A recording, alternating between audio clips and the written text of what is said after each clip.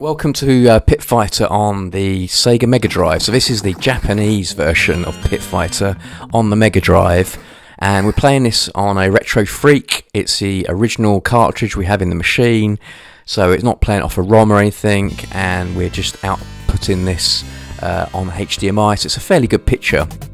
We're not going to talk about the spec of the machine we're playing it on too much. Let's talk about the actual game and getting into kind of nostalgia of this game, because I think there are certain games that perhaps people regard as a crap game and a shitty game and really sort of go at it, and this game does get a bit of that on the internet in 2019, and I just want to talk about that a little bit right now. So I'm going to track us back now to when the game came out. So you're talking about best part of, coming up to 30 years ago now this game was released. It was released as an arcade game.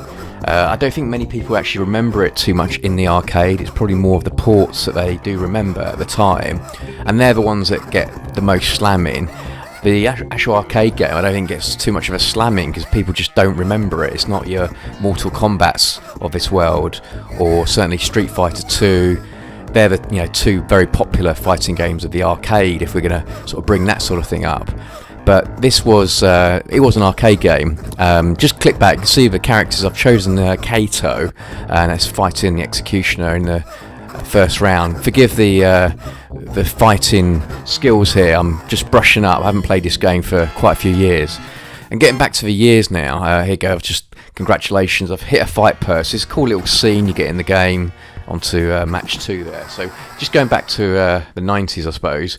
So this game was released in 1990 in the arcade, and it ported to a number of platforms. You can go on the internet and find them all, but just to mention, you got Amiga, MS-DOS, Game Boy, Lynx. Not a bad little Lynx game, Master System, etc, etc.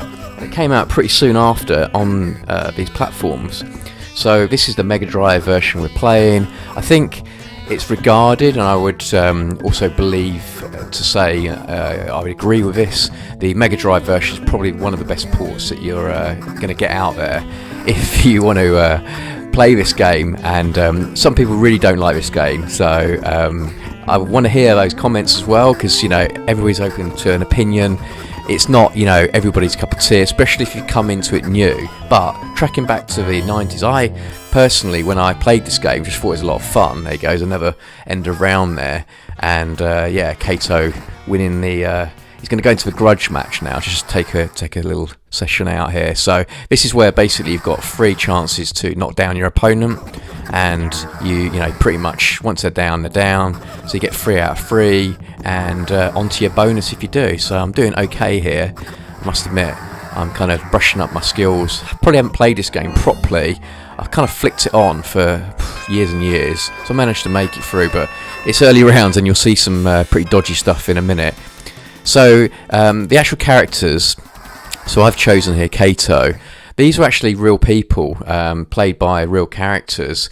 They used I believe it was a blue or green screen style to actually capture the footage. And this was very, very kind of early to do this. In fact, I think it's one of the very first games that used digitized sprites and used the, if you like, the idea of not animating the characters, and also with the backgrounds as well. They weren't drawn as such in the traditional way.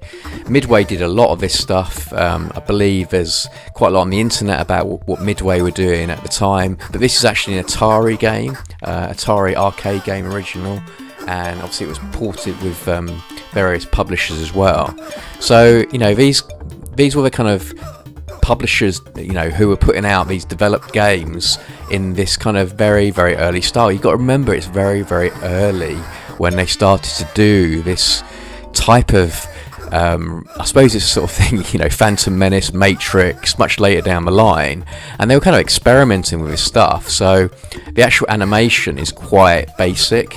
But when I saw it, we're talking 1990, soon after, because it was ported very soon after the arcade. And I think that's why people don't perhaps remember the arcade.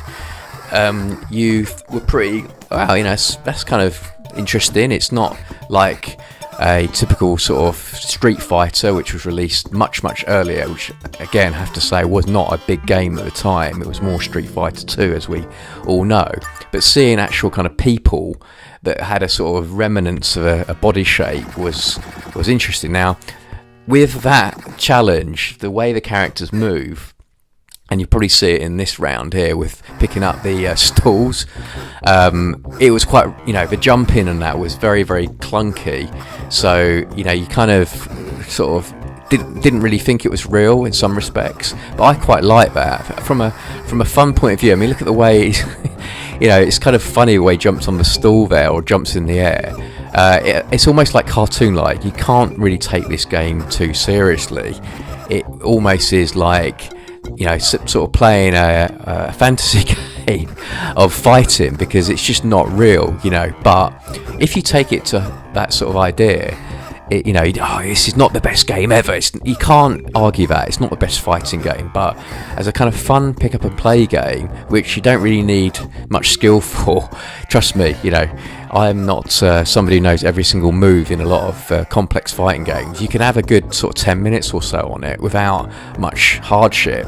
So I would recommend it from that point of view. If you want to get into some retro games and you're not so good perhaps on picking up some of the fighting moves, this is a pretty good one to kind of have a go with. And I must admit, playing it now, I'm having quite a lot of fun, actually feeling like I'm getting somewhere and not getting kicked out immediately on the sort of third round or something. But we'll see how that progresses, because he's given me a little bit of grief here, I must admit. I've just got taken down there a few times, so I've got to give him got to hammer the buttons. And I say the button style, just talk about that. There wasn't really many moves to this game. It was very much a fighting style where you kind of you can pick up the knives, pick up the crates, pick up all the objects. That was a sort of a special move, I suppose. But really, you're kicking, you're punching, you're jumping. You can kind of do a flying kick, and that's about it. What else can we talk about with this game? Well, obviously you've got the crowd, which is kind of interesting.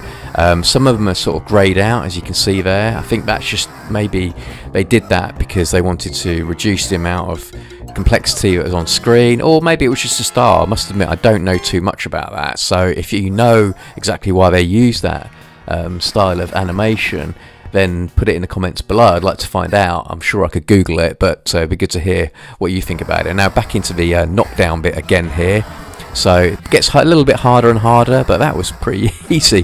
That seemed easier. You saw me do a little sort of roly-poly there. There's another little move there. It's obviously not one you can kick out on, but quite good fun. So you're amassing the money as you go up, so it's a little bit of progression with these kind of cutscenes, and you get more and more stuff to pick up. You've got your barrels in the first few rounds, but you've got other sort of objects as well. So as well as the barrel, you've got your kind of things that are lying around, like your tables. But there's some cool other sort of aspects to it as well on that. And what else can we say about this game? It's I'll tell about the nostalgia bit of it. So I used to play this game with a mate, because we both had sort of Japanese Mega Drives, which we'd bought from Tottenham Court Road. He had a much bigger collection than me, which is cool. I wasn't jealous about it. But weirdly, we both had this game. I had, I think at the time, it probably got this about 91, if I think back. So I had this.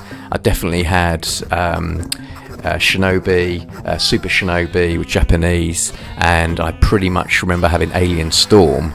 They're the three I particularly had. But this game was just, I used to kind of go around his house during lunch hour and play this game, because it was the type of game you could just pick up and play for 20 minutes and have a fairly decent sort of go at it. Especially if you're kind of with mates. So the two player aspect was kind of fun about this game, because you don't want a fighting game that's just one player only. So this allowed you to do that. And then we used to get a few mates about, so you could play actually sort of certainly the arcade 3 players, but on the Mega Drive it was sort of 2 players. But when we used to have about 4 of us, we used to play rounds, so that was quite good fun, almost like a little mini championship as well.